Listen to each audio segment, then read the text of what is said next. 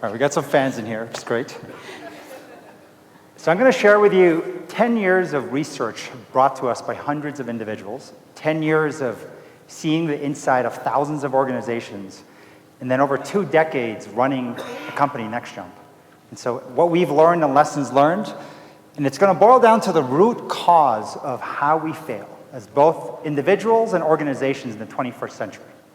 So taking a term from the Air Force, the bluff, the bottom line up front, and we like acronyms too. Lying, hiding, faking is why we fail. This individual, Dean Abbott, talked about everyone has an agenda. The difference between an honest and a dishonest person is the degree to which he makes his or her agenda explicit. So we call that no lying, hiding, faking. That's the bluff. I'm going to start off by telling you a story of an individual that we spent time with who told us this great story of Tesla versus Fisker. So most of you have probably heard of Tesla, but not Fisker. Back going 10, 15 years ago, every pundit, every expert believed Fisker was going to be the winning car company. Tesla was going to go all electric, and Fisker was this hybrid combination where when you ran out of electricity, you would turn to gas. And every expert believed Tesla would go out of business and Fisker would succeed. Well, lo and behold, what happened? Fisker went out of business in 2014. Tesla became worth more in market cap than GM, Chrysler, and Ford Motors. There's one individual we met who actually knew this was going to happen. This individual worked at Google, senior individual, and he talked to us about the simple notion, which is talent. That where talent goes is the predictor of future success. When they looked at the level of Googlers leaving Google to join Tesla versus Fisker, there was a ratio of 20-1. Google employees joining Tesla and not Fisker. And he knew based on that, the predictor that one was going to succeed and one was going to fail. Individual we spent time with, Roger Martin. Roger Martin is one of the top experts in strategy. He wrote a book called Playing to Win. He spent 10 years doing research with the former CEO of Procter & Gamble, E.G. Lafley. And in the 10-year study, what's fascinating is it crossed from findings they found, and by the end of the study, what they found was different. So in the beginning, what they found was CEOs worried most of what other big company CEOs thought about. They worried about other big company CEOs. Strategy changed every 1 to 5 years. You hear about 1-year plans, 5-year plans. And what companies produced, what organizations produced, were products and services. Yet in the course of the 10 years, it changed. CEOs started to worry more about 2 kids in a garage, simply with creativity able to put them out of business. Strategy changed almost every day. The underlying assumptions in strategy was changing so rapidly, by the time you made a strategic plan, it was already too late. What you produced was a decision factory. This changed in the course of their 10-year study. We spent a lot of time then with people in education, people at different workplaces, and this is one of the more interesting stories, the biology of how schools came about. And given this is the Air Force Academy, schools, and then of course the tie into work, because school, just like the Air Force Academy, was built as the training ground for work. So in 1750, the King of Prussia actually invented the public school system. And their goal for work as the king was to build loyal subjects to the king. The 2 driving principles of driving and creating loyal subjects to the king was to build a public school system, so we call Education 1.0, on the principles of isolation and fear. There's a reason why desks are set up in public schools where you have to sit isolated to every other student. At the same time, there's a reason why students always fear teachers, principals, superintendents. Teachers change every semester, so you don't build relationships. And in the course of creating isolation and fear, you ended up producing loyal subjects to the king. Well, fast forward, in 1920, a guy by the name of Cubberley in the United States upgraded this system for the manufacturing age, for the factory model. And so what they wanted to run factories effectively, Work 2.0, were followers, assembly line workers. And the change he made to the public school system was around 2 slightly different principles: compliance and uniformity. You're moving down the assembly line. You're moving subject to subject, math, reading, science. It did not matter how it connected, because the last thing you wanted is the factory, someone raising their hand saying, I have a different way to do things. No, conform and move to the next project. We had the privilege of spending a decade talking to people at work, talking to the most cutting-edge schools. And we found different trends showing up for the 21st century. At work, the most important characteristics for success were creating decision makers and the rate of learning of every individual within the organization. It's what people called adaptive learning teams. When we started to drill into schools, there were two different principles we found in charter schools, early learning schools. It had to do with creativity and collaboration. And creativity and collaboration is another way to talk about innovation. And so when you train through that in education, you got to what you needed in Work 3.0. Put another way, decision-making is one of the biggest elements of change moving from the 20th to the 21st century. In the 20th century, decision-making was centralized to a few people, and you had a generally what felt like a known environment. Someone called this the medieval military style of management. It's incredibly effective at discipline, but terrible at innovation. You move to the 21st century, it's different. Decentralized decision-making, everyone needs to become a decision-maker. The VUCA environment, volatile, uncertain, complex, ambiguous. With that amount of complexity and ambiguous nature, you needed an environment where everyone was making decisions but learning to do it better and better. Creativity and collaboration to create innovation. The change of what you produce was products and services. It moved and shifted to a decision-making factory. I'm going to go through these pretty quick, but every company that runs a business actually has two parts of their business. How you make money, but then how you run your company. We got very good on the second part of the business, covered by schools like Harvard, TED Talks, 24 books, and this notion of how to run your business is becoming a more important business in the 21st century because it is the leading indicator of how you make money. We built technology around this as well. Our business, two parts, how we make money, our social movement, it's led us to work and see the insides of almost every organization globally in the military, the CIA, public schools, sports, Olympic teams. It's given us a tremendous privileged seat of the information flow of what is happening and what is changing. We got this from the military. Team drives mission. You have to focus on mission. However, the stronger the team is, the greater the mission you can accomplish. And the two are very connected. But the difference between mission, which is what we call game time, you're focused on performance. If you want to do well in game, you need practice. You need the learning mindset, practice time. And when you look at team to mission, this picture on your left is what most teams look like. You sit in a lot of team meetings. Someone's falling asleep, someone wants to hang themselves, another person is barely paying attention. When you dive into what creates strong teams, you need to attract the best talent, retain the best talent, and then the root element, how to develop that talent. If you develop talent well, you will retain talent. If you develop talent well, the best people will want to join that organization. So how to create change? Air Force, 670,000 individuals. How do you change an organization at this level? It's a movement you have to create. And movements take three components: intent, programs, and technology. And the reason we need programs and technology is just talking about it. Writing a paper, declaring your intention is never enough. You need to build in the programmatic rituals and the technology to do this in scale and make people and give them the tools of how to do it. It would be great if it was as simple as 1, 2, 3, and you're done. Yeah, what we find in most things, if you don't understand how things fail, in theory versus in practice, you'll find this in medicine, you'll find this in schools, you'll find this in parenting. Adoption techniques matter a lot. Just because it's the right thing to do does not mean the patient, the child, the student, or even the employee will adopt it. So if you don't understand how things fail, no matter your best plans, it won't work.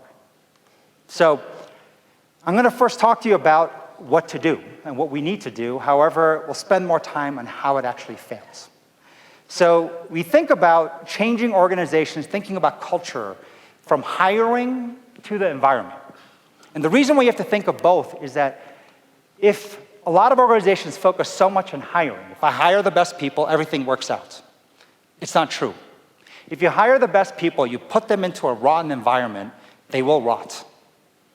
But if you make a great environment, and then you put bad apples into the environment will rot. So you need all the components, but then the question is, sequence matters, what do you do first? We found through a decade of practice ourselves, but also helping others, the developmental gym, the practice ground, is what you need to build at the root level.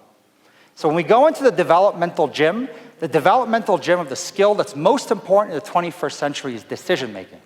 It's made up of 3 components. You need a place to practice, a place to experiment and fail.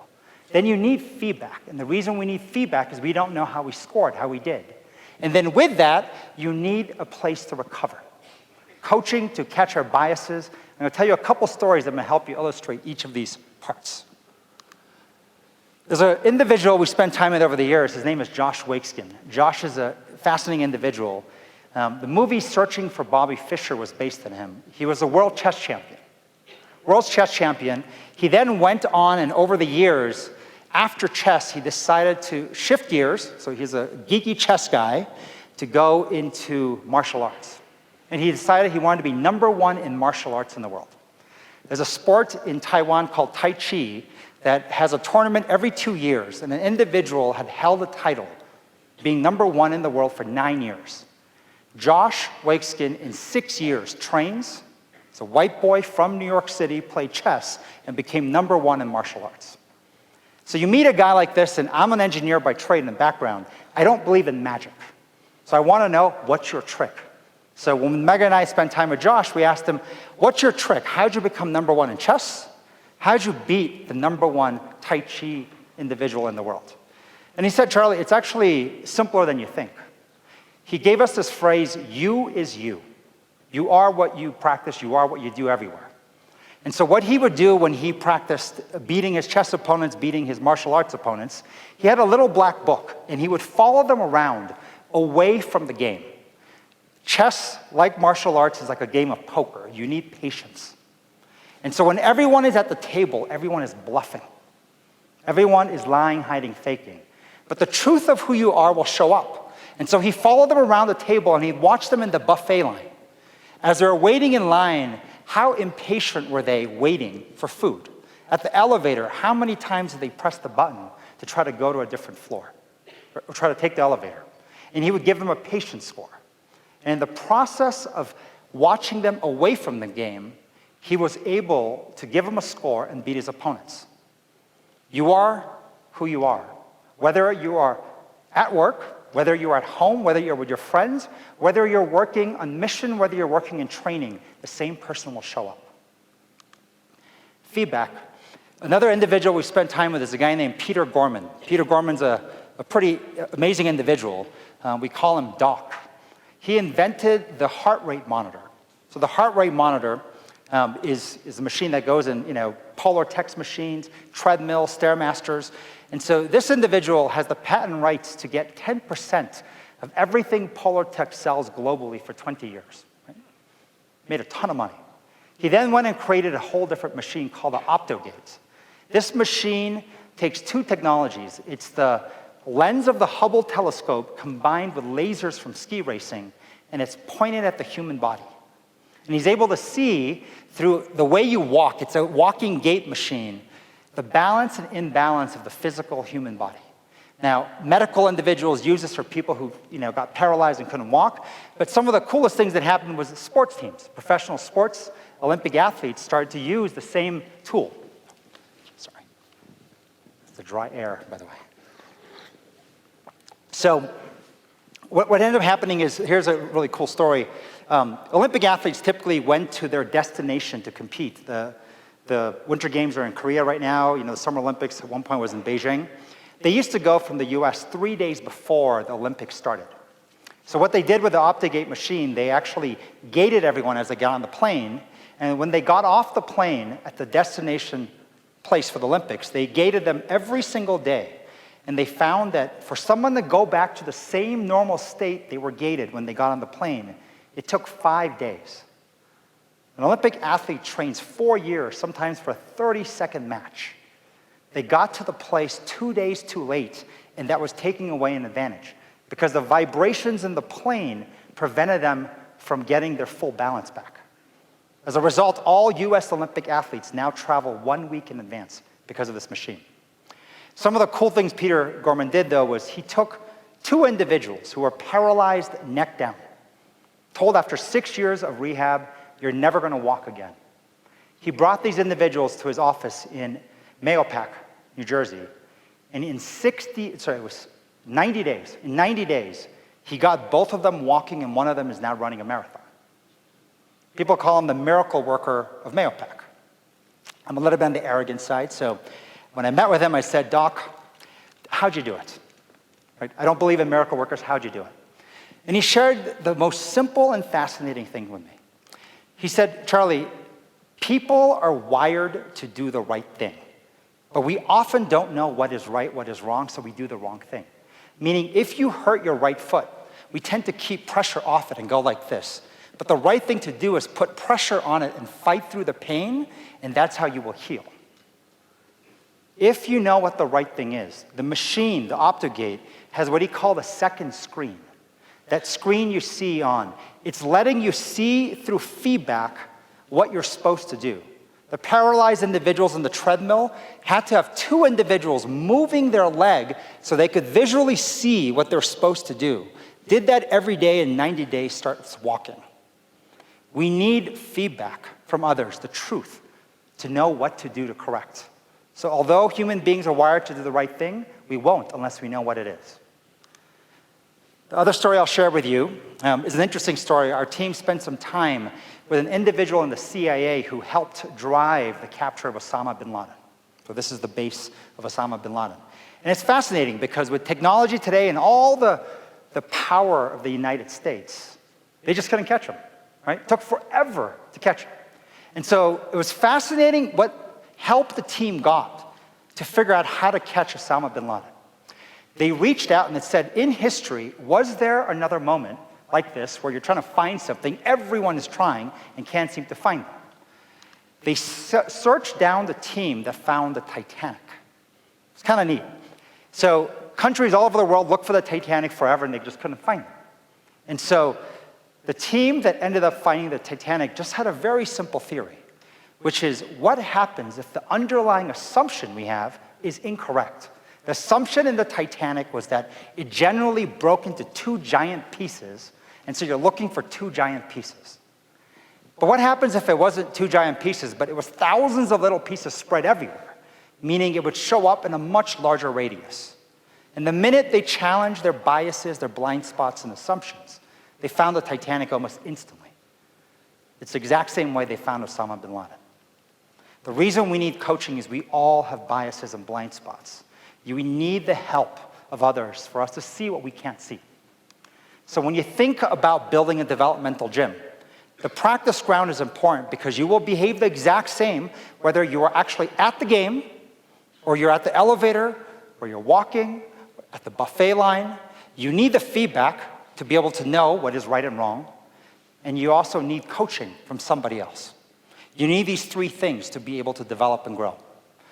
Now this is how we see education changing, companies changing everywhere, but it still won't work. Because this notion of how things fail, just because you know it's good for you, it doesn't mean you will do it. Just because you know it's good for you doesn't mean you'll do it. Just because it's right doesn't mean you'll do it. We love this formula. Performance equals potential minus impediments. If you take a car and you step on the gas, that's its potential. But if you have your other foot on the brake, the car will not move. It's what they call burnout. There are 2 levers to create movement. One is to step on the gas, and the other is to learn to take your foot off the brake. We need to reduce our impediments to improve. Now, when we culminated a decade of everything we saw in thousands of organizations, we created this thing called the money ball of decision making. What are the ways that it goes right, and how do you also get it wrong? So when you think of decision making, most people think of 3 steps. You need independent thinking to be put on the table by different people. You invite critical feedback and healthy discourse, and then you get to the right decision. But we found this is level 3, 4, and 5. There are precursor levels that mattered. If you don't have level 1, which is what we call gas, as in people don't give a shit, I think I can say this here, right? It won't work. And level 2, if you are lying, hiding, faking, you need a foundation of no lying, hiding, and faking. Gas is easier to see. Lying, hiding, faking is easier to feel. This is what gas looks like. No matter how good your strategy is, if people don't have gas, as in they don't give a shit, it will not work. Just getting the job done is not enough. Lying, hiding, faking looks like this. Like you can't say what you really feel. Like people are not telling you things. It's not safe to disagree. It's not safe to be honest. It feels like walking on eggshells around someone. Poor performing teams are surrounded by eggshells. And poor performing teams destroy value, destroy organizations.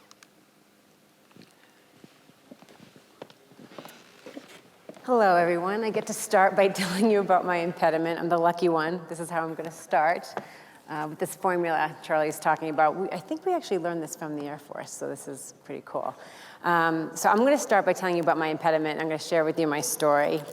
I brought my security badge to get into my office, which is in New York City, so I don't need it here. But I brought it anyway because I wear this every day. It's the lanyard that I chose to wear because it's a reminder for me of the sacrifices my mother made so I can be here. And it says, the Tufts University School of Dental Medicine. And I wear it because it's symbolic for me, because it just reminds me of how hard she worked as a stay-at-home mother to take care of my twin sister and I. So you're not seeing double. There's actually 2 of us. See, Erin is on your left. I'm on the right. My mom and dad, small, just very close family of 4. I grew up on Cape Cod. My dad, blue collar. My mom stayed at home. Amazing upbringing. But my mother made a huge sacrifice in the 70s. She got into Tufts, dental school, which back then, and I think it still is, arguably one of the best dental programs in the country. And especially for women to get in, it was a really big deal. And she had a family of 3 brothers, and my grandfather, who's still alive, was Sergeant Major Binky. He's still alive today, but she just didn't get the support to go. There's a lot of different challenges in the family, and she decided to really be a stay-at-home mom. And amazing mother, we're still very close today, but I know something's missing in her that I feel like I have and have had the opportunity and the fortune to get at Next Jump, which has been like my education.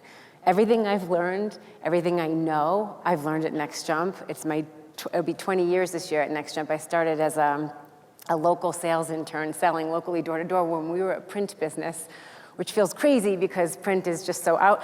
That's what I sold. We had local guidebooks. I mean, it's a completely different business now, but it took me, I learned everything. And 2 years ago, I was promoted to be our co-CEO. And I still have a hard time processing how that happened and how I got here. And I think the key to my success actually was the no LHF, learning how to be more authentic, but I started off being like the best LHF or lying, hiding, faker you could find. And I was so good at it. I spent the first 20 years of my life really until I met Charlie. So I'm going to share with you what happened there. But I just wanted to share with you 2 stories of my journey and how difficult it was for me, even to get to where I am today. 2 stories from my childhood will just illuminate for you this inferiority complex that I have. I think that most people have. I found this is like the most common impediment that we all have. And if you don't have it, it's because you don't have enough responsibility. If you get more responsibility and the more senior you become, you will feel inferior. But the 2 stories I have that are still hard for me to share is one in 7th grade.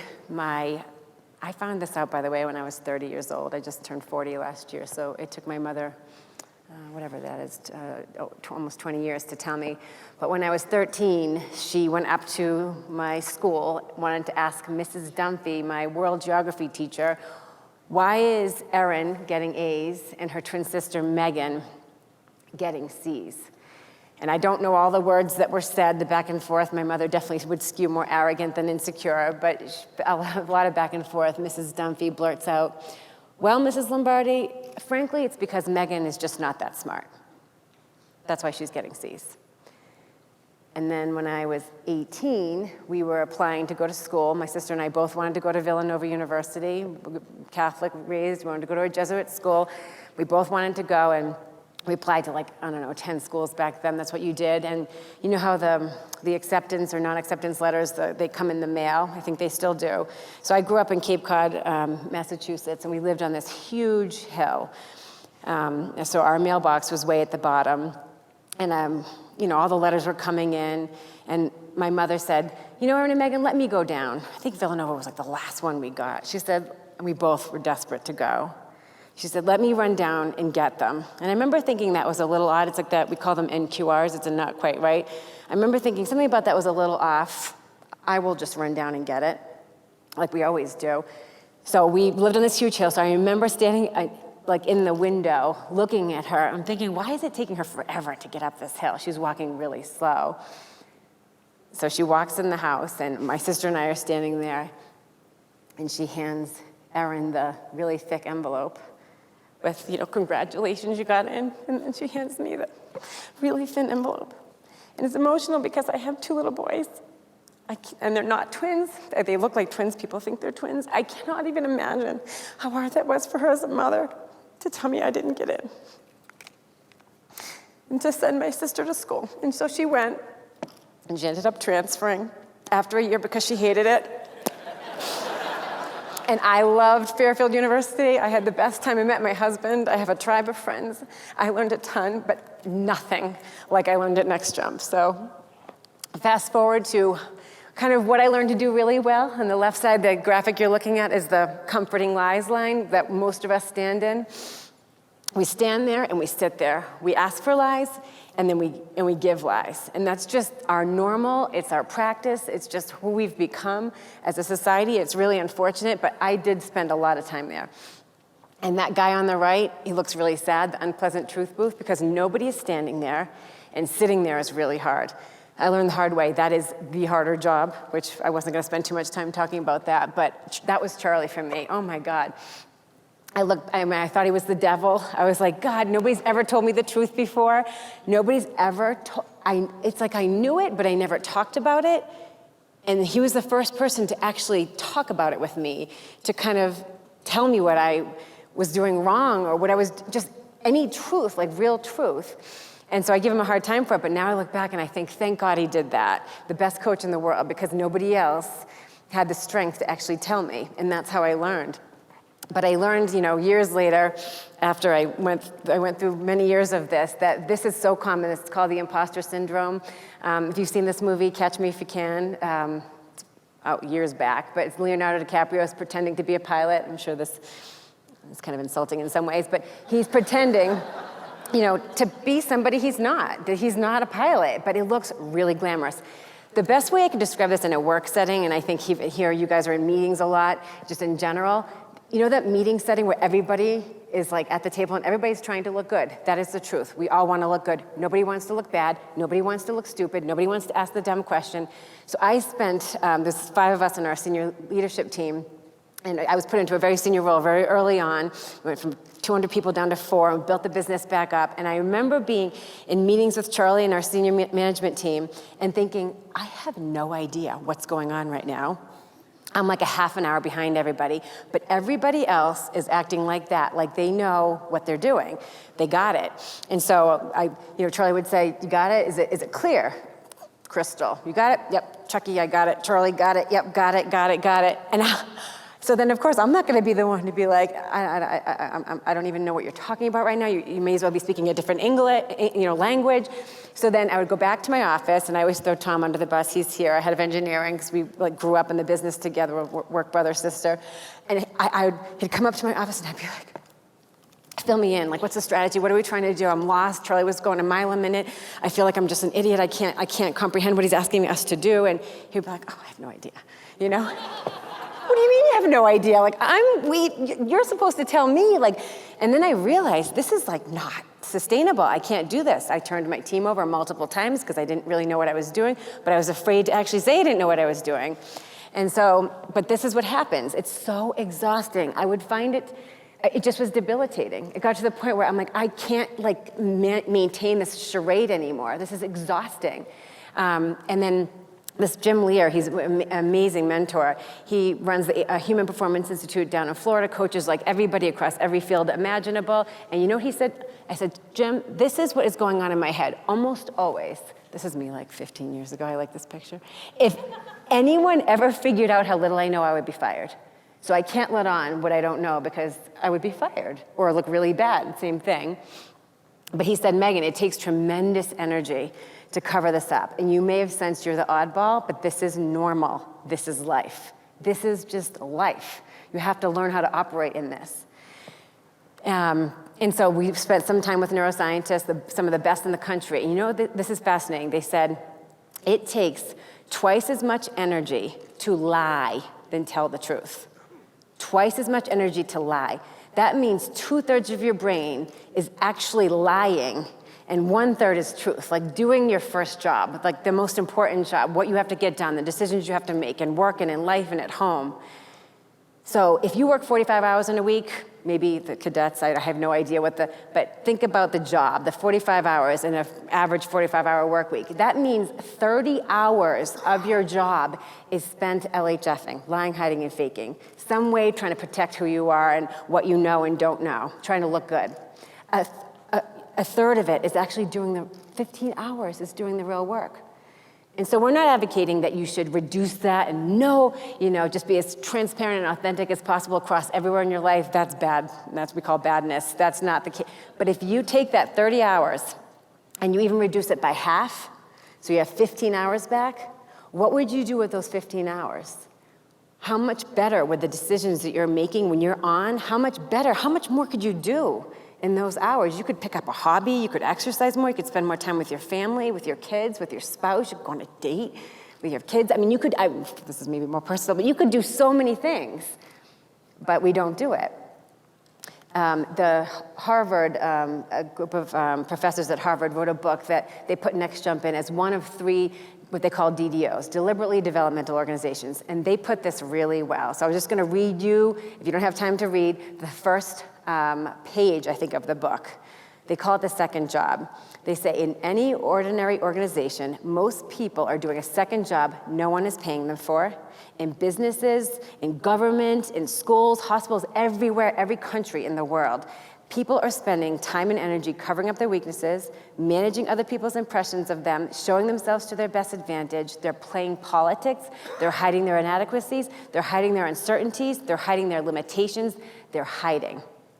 We regard this as the single biggest loss of resources that organizations suffer today.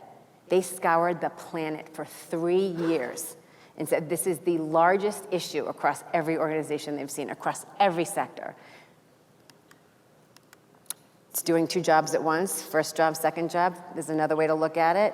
Your driving is your primary job, but we pick up the phone and we're texting while driving.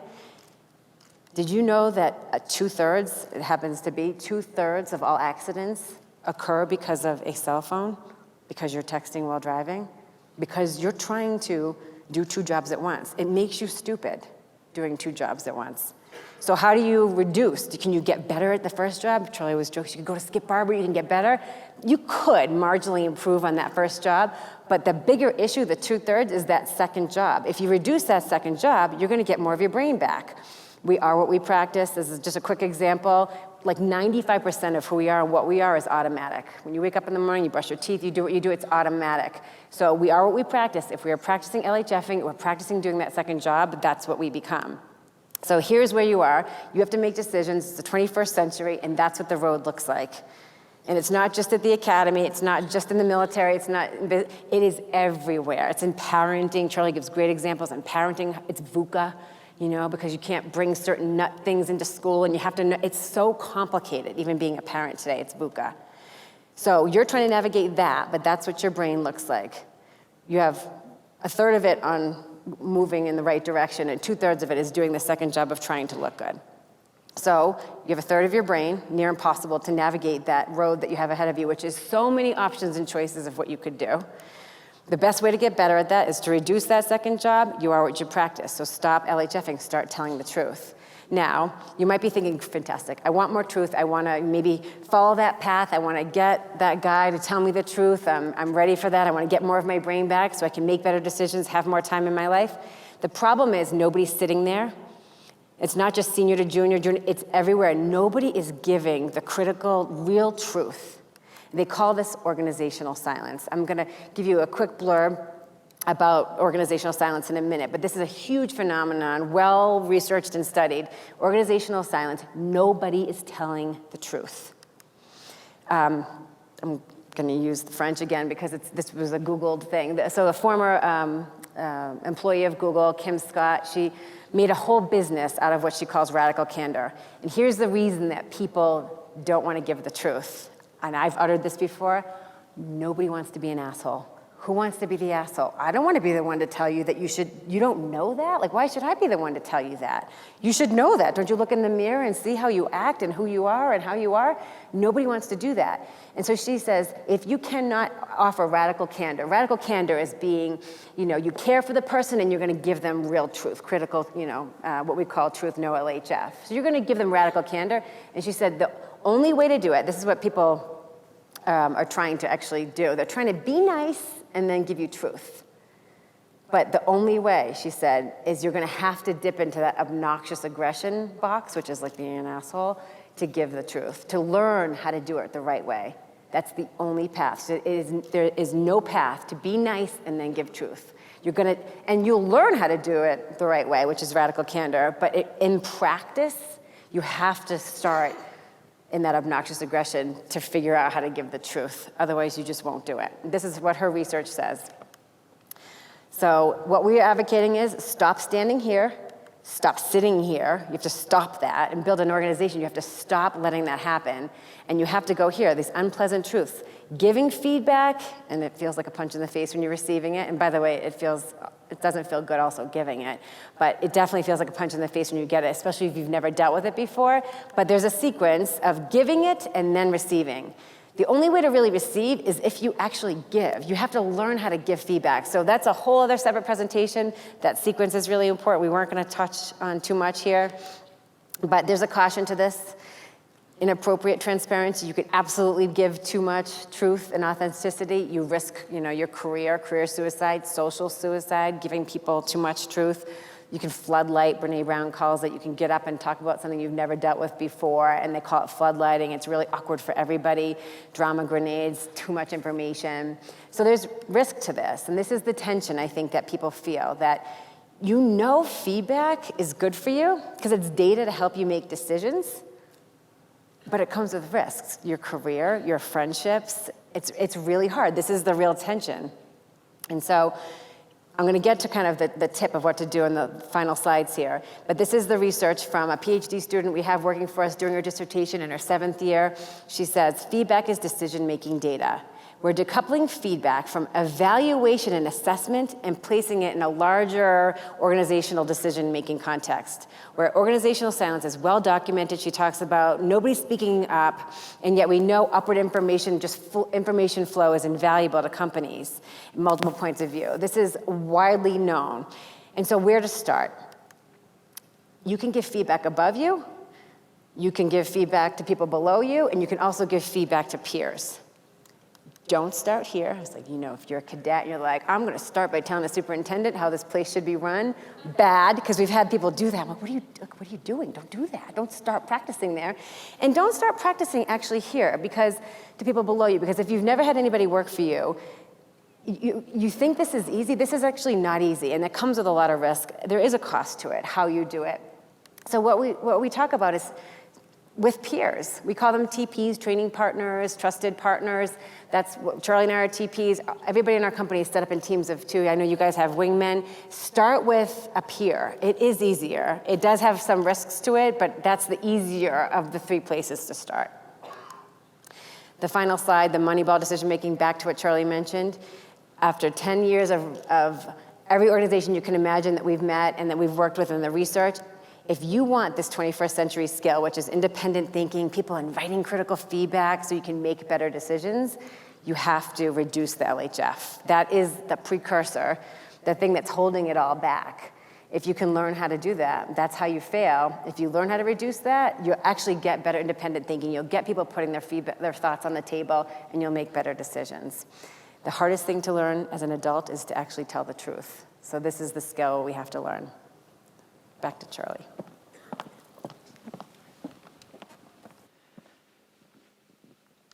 So just really quick, just the last few slides.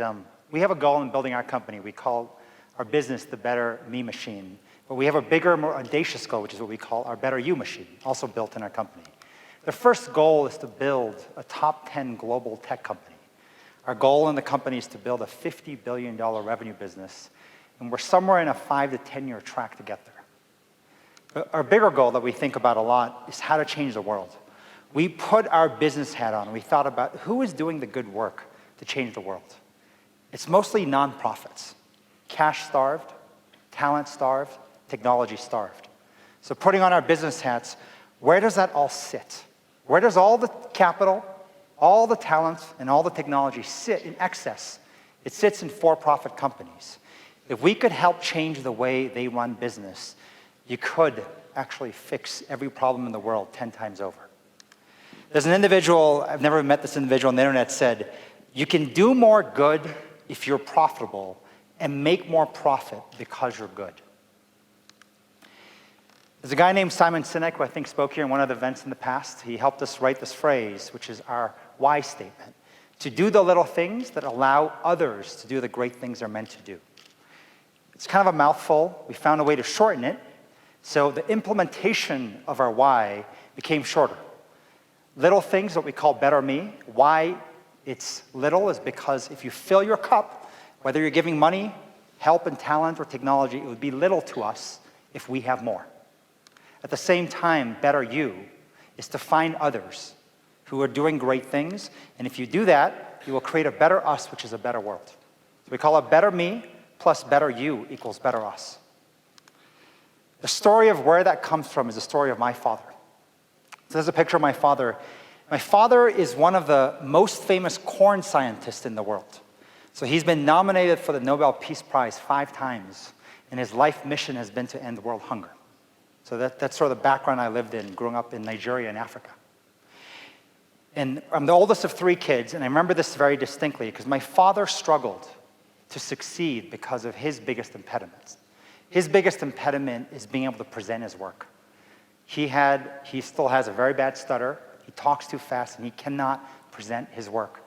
And I remember this, if you ever have a father who's a scientist, they crank out white papers at such a rapid pace.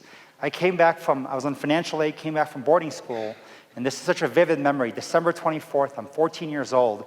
I'm sitting in my father's office, 5 a.m., going through 800 pages of scientific journals that he wrote, correcting his grammar, correcting his English. And while doing this at 5 a.m., there's an article on the desk. It's a 1-page article that talks about how Dr. Kim is one of the greatest scientists in the world. He has the ability and the know-how to end world hunger. By the end of the article, it says, but he will never succeed because he cannot present his work. That was very difficult because as I grew up as the oldest son of 3, I had the exact same impediment as my father. I had a very bad stutter, I talked too fast, and I could not present at all. Whether it's in written form and in verbal form, it was not my strong suit.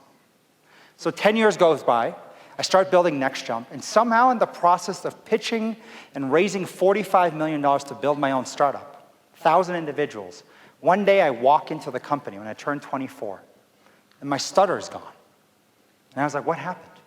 And it was a very spiritual moment in the sense that I'm trying to build a tech company, my father's trying to end world hunger, what's more important? I try to leave the company. It felt like a yin and yang moment where maybe I was created to help fix my dad's presentation. And I watched for a decade where individuals came in to take advantage of my father's impediment. They wanted to edit his Nobel Prize application and asked if they could win the prize with him simply for editing his 30 years of research presented incorrectly. And he always said no. And so when I realized I had the skills, I tried to leave, but before you know it, 9/11 hit. Our company went from 150 people down to 4 people. We had 9 months of unpaid rent, 6 eviction notices, There was a 60-day window where I had bloody noses every single day. Stress just shows up in different ways. And my own baby was about to die, and I couldn't leave. Well, next thing you know, 10 more years goes by. When I turned 34, I'm actually 45 this year, so still 44. 10 more years goes by, 34, my father's still alive, but I get a phone call that my father had a stroke. My father used to always say the reason he wanted to win the Nobel Peace Prize, that it would be a megaphone. It would amplify what he's discovered and end world hunger. But something happened that day when he had a stroke. In that same month, I met an individual, as a billionaire, who told me something so profound, and it's amazing the timing of when you meet someone. And it just landed and hit me at such a unique way. He said, Charlie, I believe in buying art only from living artists. I believe in putting fuel behind those who can do something with it. That day, my father winning a Nobel Prize did not feel like a megaphone. It felt like a trophy that would go on our mantle. His energy levels dropped, everything changed. He's still alive trying to end world hunger, but something changed about him. I had this written up in my pocket on my walls over the years. I always saw my life goal, my mission, is to basically continue my dad's lifelong work and end world hunger, end world poverty. Somewhere down the line, I changed it to identify and empower individuals like my father, who had the aptitude to help solve world problems. I shortened it by 2008 to empower and help the world's best accomplish their missions. In 2011, I met a guy named Simon Sinek. We quickly became fast friends. And he said, Charlie, I think what you're trying to do is do the little things that allow others to do the great things they're meant to do. We changed our company mission to have a better me machine, which is how we make money, and a better you machine built into our business to change and help those in the world who are doing good things. Why we spend time with the Air Force, to be honest. I love movies. I don't know if you watched this movie, Shawshank Redemption, but I love the scene at the end where this individual, Brooks, committed suicide, and his close friend Red did not. But he wrote, Brooks was here and so was Red. I hope before you leave, whether it's this education, the next job you have, or even planet Earth, I hope it mattered that you were here. Meghan, it's me. Thank you very much.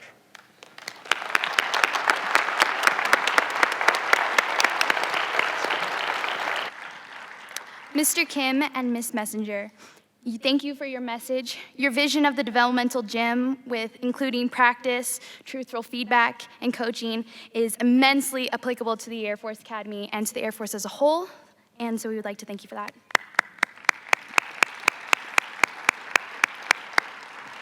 Unfortunately, we do not have time for questions today, but We actually have 10 people. they will have 10 people around. They are part of the team that Next Jump brought with them, and tomorrow they will be presenting in L3 and will be available for questions at that time. So thank you again, and on behalf of our 2018 NCLS participants, the Cadet Wing, the faculty and staff of the Air Force Academy, we would like to present you both with a small token of our appreciation.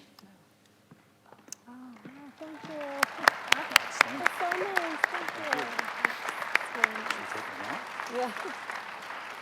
That's really awesome. Oh.